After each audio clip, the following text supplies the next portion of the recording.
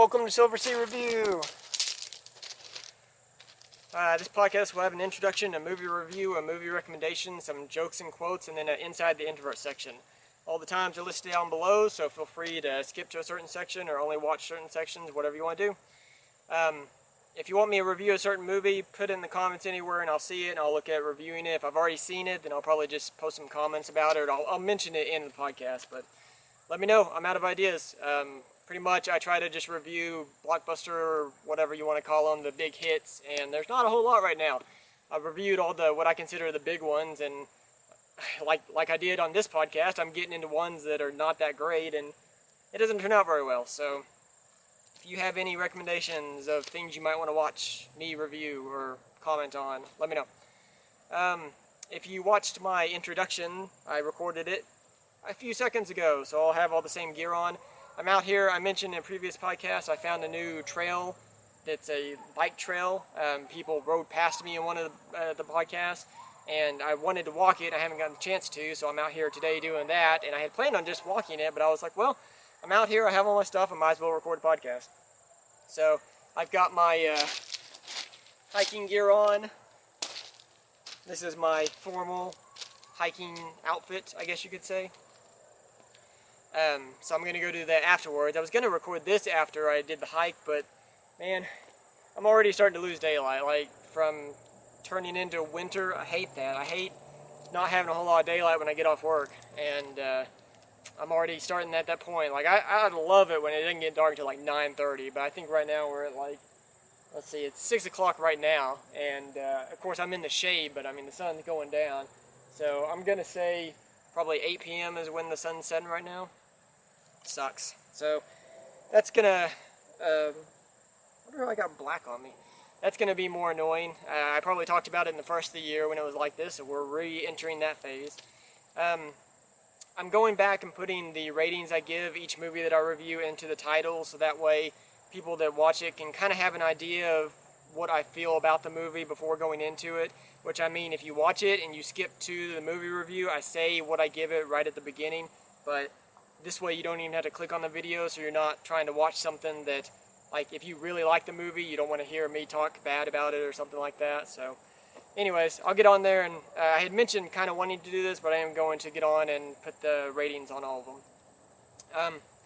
I can't remember if I said this already, but I have seemingly lost the few listeners I had on SoundCloud. There's still those two that keep getting listens. I have no clue why, but I had like maybe 2 or 3 listeners on some of my other ones, and they're pretty much gone. Like, none of my stuff's getting listened to on SoundCloud, so I'm guessing it's because the audio quality. I did a few in a row that had so much wind you couldn't even hear anything, so that's probably why. So if you happen to be listening to this and you should notice there's no wind in this one, I've learned my lesson, sort of. I'm going to avoid any windy spot until I go to audio only, so that way I can just take a picture of it and then like walk out of it. So, sorry. I think after I split these at the beginning of next year, I'll do one more year of this, and then if I'm still not getting any listens, then I'll stop at that point. Because it is fun, but at the same time, like, it's not a lot of work, because I don't do any editing really, but it's just having to do it every single week, or doing it every single week, not having to, but I don't know. I feel like the novelty and the fun will wear off after another year of this if I'm not getting any feedback whatsoever. So probably one more year of audio only, and I'll feel like I have done everything I can and put myself out there, and that'll be the end. Because like right now, I don't even know what to review. I don't know what anyone would want to hear. I've done all the big movies, so I don't know.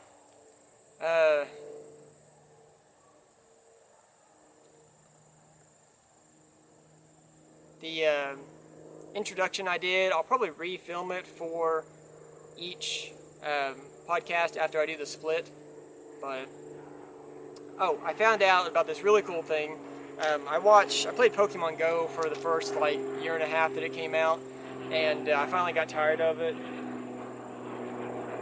Last time I was in this area, I had a plane fly over as well. Our airport's way over there. I don't know why they fly over this area. there's a YouTuber called Trainer Tips. His name is Nick, and I watched him from the very beginning. He does Pokemon Go videos. That's pretty much his, how he makes money now is by doing Pokemon Go videos. He's arguably one of the biggest Pokemon Go YouTubers out there, like most popular. I was watching several people. I was watching someone named Mystic7. I was watching Reversal, Prodigy Nation, who else? Holly, and I think that was it. And once I stopped playing Pokemon Go, I gradually knocked them down and started running out of time and stuff. So, but I still watch him because his videos are so incredible, and his sense of life and his beliefs and stuff, they're really, really neat. And anyways, in the most recent video, he's in Japan right now, he introduced something called Shinrin-yoku, and it's Japanese for translated into forest bathing, and pretty much it means going out into the forest just like this, turning off electronics, no distractions whatsoever, and just soaking it in. So, listening to the sounds, being quiet. If you take someone with you, make some sections just to be quiet and not talk to each other. And maybe feel the trees and just, okay, maybe that's a little too touchy-feely, but just smelling everything and taking it in. And it is, the Japanese have been doing it forever. They've had a real close relationship with nature, and they feel, a good percentage of them feel like there are spirits in the trees and in nature, and maybe there are. I'm not one to argue, but within the last 30 years, they've actually started looking at this scientifically, and it has been proven and quantifiable that what they call this, the forest bathing, it can actually reduce blood pressure, reduce your stress, and improve your mood, improve your ability to sleep, improve your energy level, and also improve your focus. So, it's awesome. I have experienced the benefits of this many, many times, but I just never knew that it had a name. So, now it's like my new life motto, but I thought I'd share it on here as well because I'm always out in nature, and that's probably why I chose to do this podcast out in nature, because being an introvert, this stuff scares the crap out of me, so, and it stresses me out, so being out in nature kind of counterbalances that. So that's probably why, like a lot of stuff we kind of do naturally, and it's neat to finally put a name to it, put a label to it, because I go out to a spot by the river every single day for just 10 minutes. Just 10 minutes, that's all it takes. And I never knew, because being an introvert, I think of scenarios in my head way before they happen, and oftentimes they never happen. Like a good percentage of the things I think about never happen. But I'm always thinking, if someone watches me, because I'm very punctual when I do this, if someone watches me, someone comes out there multiple times, they see me, if they ever ask me what I'm doing, I never knew what to say. Because it was far enough away from the interstate that for the most part it was quiet, but if there was trucks going by, you could kind of hear them. But I didn't know what to say. I didn't know if I was out there for peace and quiet, because it's not always quiet. Nature a lot of times isn't always quiet. I didn't know if I was out there for tranquility, or I didn't know what it was. I didn't know how to word it. But Shinrin-yoku, that is why I was out there. It's just lowers my stress, lowers my, well, I don't have blood pressure issues, but improves my mood, probably helps me sleep a little bit better, so, because I've never had trouble going to sleep or staying asleep. So, there it is. That's it.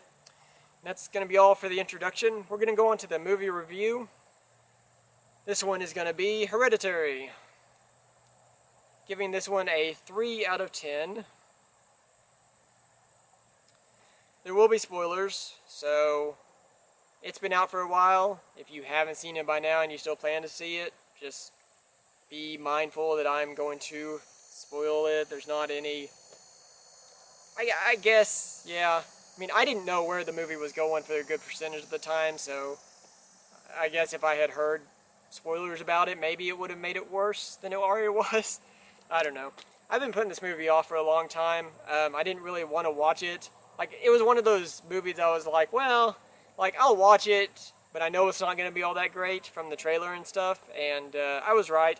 But I kept hearing all this stuff about it in other movie reviews or other podcasts and stuff, so I was like, well, maybe the trailer was misleading, and maybe it is way better than I thought it was, and no, it wasn't.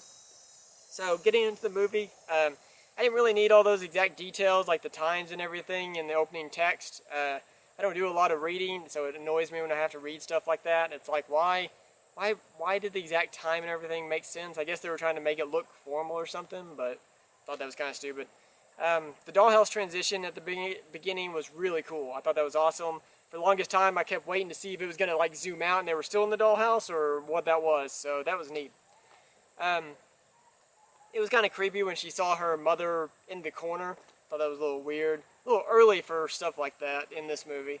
I saw her cutting off the bird's head in the trailer, so that was no surprise. Although those scissors were apparently very good because it sounded like it was a nice clean cut. I swear I'm not a serial killer. So why was everyone at that party cool with that little girl like wandering around? And I don't know, I thought that was weird. Like, you would think someone would be like, hey, why is this little kid at this party where everyone's like smoking and drinking and not doing all that great of stuff? And her having the allergic reaction to chocolate cake, she'd never, I don't know how old she was, but she never had chocolate before, or was there nuts in the cake and she's never had nuts before or something like that? I thought that was really strange. I don't remember if it ever said she had any like reactions to anything, or if that was something that was referenced earlier. I don't know. I thought that was weird.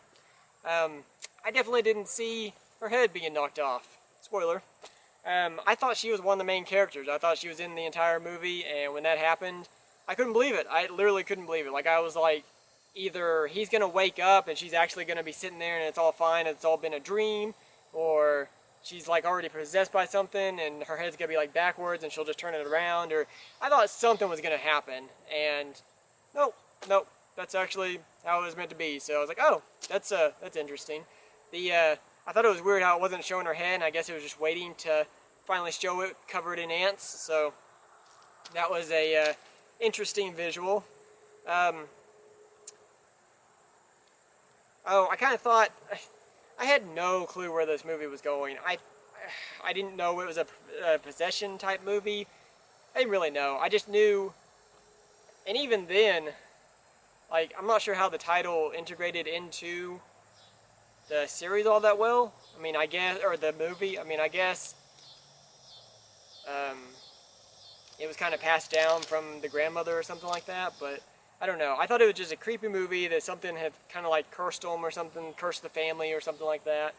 And so when they brought up talking to the dead and they were doing all that, I was like, that's kind of a weird turn. Like, it was from that, like, I know she had kind of seen scary stuff, but for the most part, they were just getting visuals, and then all of a sudden they started contacting the dead. And I guess maybe I could have seen that and been like, oh, hey, now this is going to tie into all the stuff they're seeing, but I did not make that connection. I was just like, whoa, this is kind of out of the blue and weird.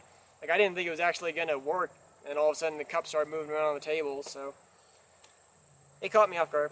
I didn't really like the brother's reactions through this movie. I'm not sure if he just is not that great of an actor, or if I just didn't like how he was acting, or if that's how they told him to act, but like, I can understand when his sister's head gets knocked off because he swerved, him not being able to process that and just sitting there and going in bed and just laying there. I can understand all that, but it seemed like from that point forward, he couldn't process anything. And I'm like, when you're seeing all this stuff, like, you can be freaked out, but at some point, most people are kind of like, okay, well, I've seen all this, I guess I start to believe it. Or even if you don't believe it, be like, okay, well, it makes sense that something like this is going to happen based on everything I've seen. But it's just like, throughout the rest of the movie, he just has that blank stare of not being able to process anything at all. And like I said, it was fine at first, but man, it just went on way too long and it became very annoying. And he also seemed really, really immature. I mean, I feel like he just starts crying as soon as anything happens, and starts freaking out, just starts crying. And I'm not saying crying's a bad thing, but it was just a weird, like, I don't know, like, crying because you're sad or other reasons, but just crying, like, it didn't make sense. Like, I guess it was just a breakdown type thing, but it was just weird. It made him seem really feeble, and of course him saying mommy and stuff like that, like, that's not something you say after a certain age unless it's like a joke or something. So I don't know. I didn't like his character at all, and he was essentially the main character for the movie. One of the main characters, I guess. The only one at the end that lives, pretty much, if you call that living. Lots of spoilers. It was kind of a random possession when he gets taken over in the school, and it just like beats him, and then that's it, lets go of him. A lot of that didn't really make sense. Like, why, if he was possessed at that point, did he not stay possessed? Or, I don't know. There wasn't a whole lot of explanation on it. The movie just keeps getting more and more weird, but it really picks up at the end. Like, it's like at the top of a flat plane, and then it hits like an icy slope in just the last 30 minutes or so. Pretty much at an hour and 45 minutes was when I finally understood where the movie was going. And that's a long time. Like, I really had no clue what was going on, or where the movie was leading to. Like, I had a general idea, but finally, in an hour and 45, I think that's where she's got the book, and she kind of describes that it's the male demon or whatever trying to take over, that they sort of summoned when they were trying to contact the daughter. So, like, oh, now it kind of makes sense. Now it's a possession movie, and I was actually able to kind of get into it at that point, and of course that's when it all got really crazy. It was very creepy whenever he goes upstairs and there's banging on the attic door, and he's up there, and the mom's like clinging to the ceiling, hitting her head against the door. That was very creepy. At the end, I'm not really sure what to comment on. I didn't know what was going on. Like, none of it made sense, none of it was explained or anything like that. It was just like, how weird can we make this movie? And like, it can be creepy, but at the same time, just random stuff going on that's creepy and weird. So, it's like, not a big fan of it. Who were all the people in the treehouse? Like, were there people in the movie that I just didn't notice, or I don't know. There was like 8 people or so. I know the mom and dad were in the treehouse, and then there was like 8 other random people. So I thought that was kind of weird. The very end definitely suited the movie. I can't say that I didn't like it, but I didn't, or I can't say that I hated it, but I didn't like it.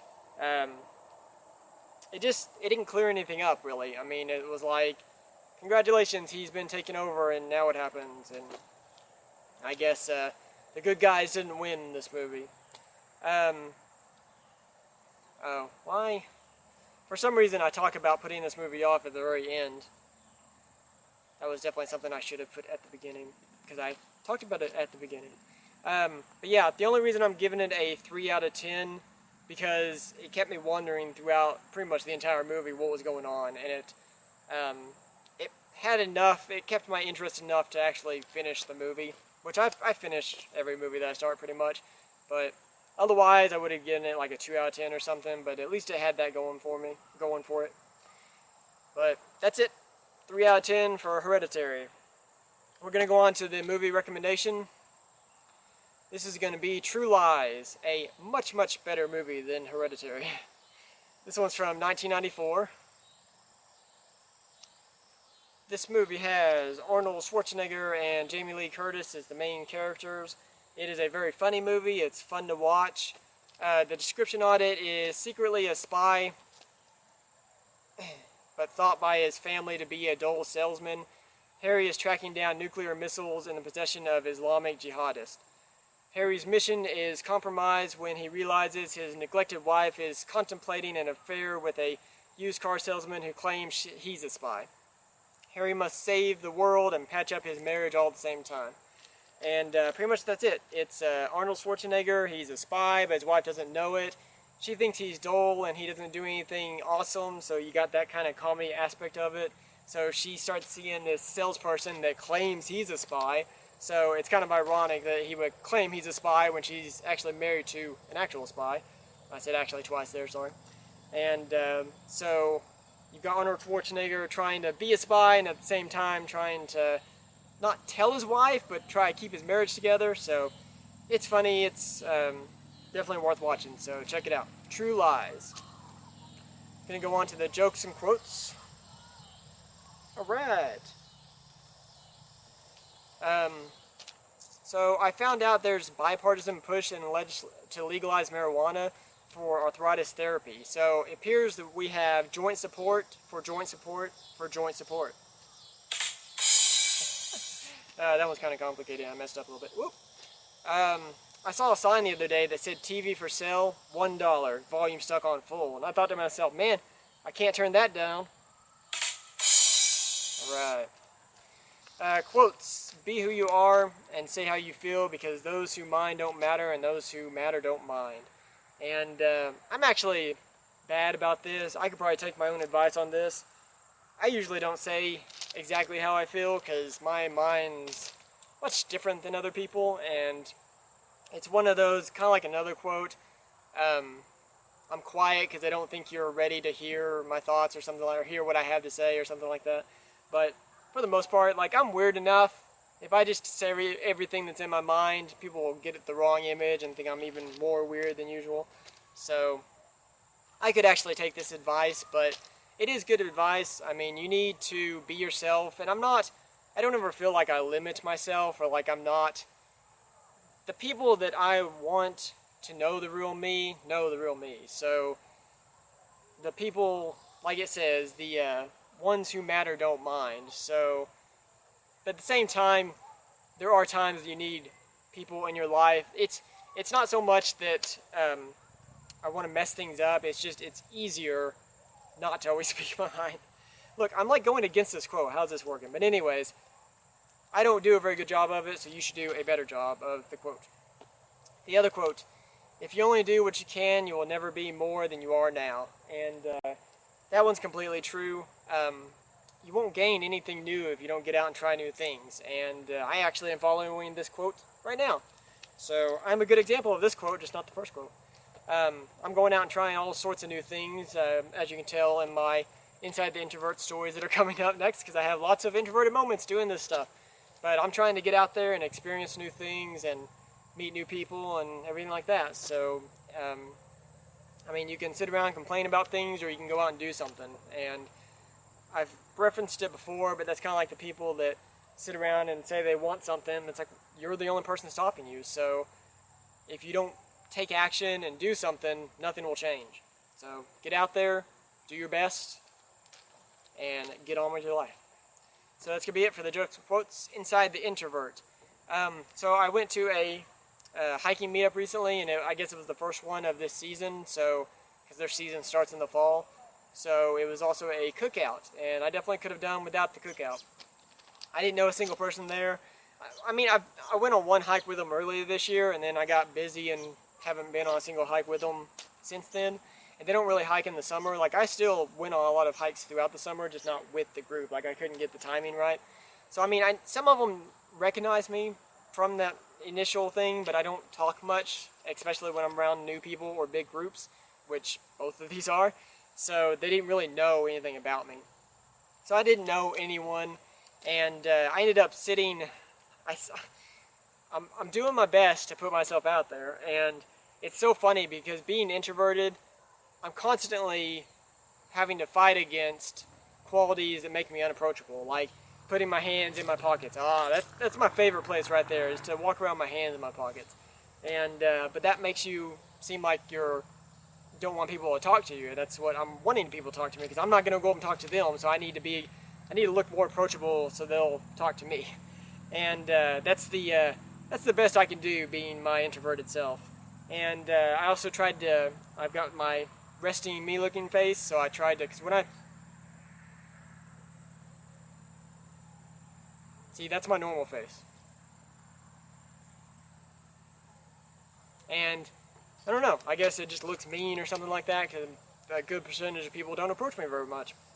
Which, to be fair, that's fantastic most of the time. Like, throughout my life, that's been great, because I don't want to talk to people usually, or I'm very limited, so people not approaching me is great. It's just, this part of my life, I need it to be the reverse for, like, I don't know, a year or so, meet some new friends, and then I'll be good to go back and not talk to people or get out, or maybe I'll enjoy doing this stuff, who knows. But so anyways, I sat right in the middle. Like, we were under a pavilion and it had tables, and there were like two in the middle, so I sat right in the middle. so that way I could be approached by anyone. I was constantly kind of sitting around. No one was really talking to me. I wasn't so concerned that no one was talking to me. I was concerned that everyone was looking at me like, oh man, I don't want people to pity me. And I was like, people were probably like, oh, that poor person, no one's talking to him, and like, great. So it was very awkward. I'm fine on the trails because we're walking and stuff, so I'm not having to just sit there do nothing. I can actually walk around or find something to climb if I feel like it. So that part was very awkward. I did find there was one guy with a nice camera, and he was like I don't know if he did freelance photography, but he was essentially a photographer. And being a photographer myself, I started talking to him, showed him some of my pictures, and at that point I kind of realized that when I was talking to him, I wasn't considering anything around me. Like, we talked for maybe 15 minutes. I didn't know anything that happened around me during that time. So I kind of felt like at that point, that's probably what other people were feeling, because this is kind of what I referenced last time. When you are inside your own mind, you think everyone is looking at you and the world is revolving around you, but in reality, they're just doing their own thing. So I think the quote was, don't take yourself so seriously because no one else does. It's not a bad thing, but it's just something that you have to realize, that they weren't all looking at me, pitying me like I thought they were. They were talking to other people and doing their own thing, probably not even paying attention to me. And I think that's a lot in my life, is people just don't pay attention, which is fine for the most part. So, but anyways, talking to him, he had 2 volume levels. It was either like the normal volume level or like super loud. And every time he would do this, he would go super loud. I wouldn't look around at all because I knew everyone was looking at us at that point, because it was loud. It was louder than everyone else. Like, at one point, we were talking about, I've gone up to Canada, and the moose it's a common thing for them to be on like a playground or something, but he was talking about an intercom thing that they would announce that the kids would get mad because they couldn't go to recess because the moose was on the playground, and they didn't think it was, oh cool, a moose. They were just like, we don't get our recess. And but when he did it, he put his mouth like this and like made a super loud, and he goes, attention, attention. Everyone looked at us. I could see out of the corner of my vision, my peripheral, that everyone was looking at us, but I kept eye contact with him. So I was like, that's way too awkward, and it's going to make me all nervous and stuff. So luckily when he stopped doing that, people kind of returned to their conversation, but he did that a few times. He would get really loud. It's like, dude, you need to work on your volume control. You're making me nervous. But so that was my extremely introverted experience of all that. I mean, it was fine. It's part of putting in the work, getting to know these people.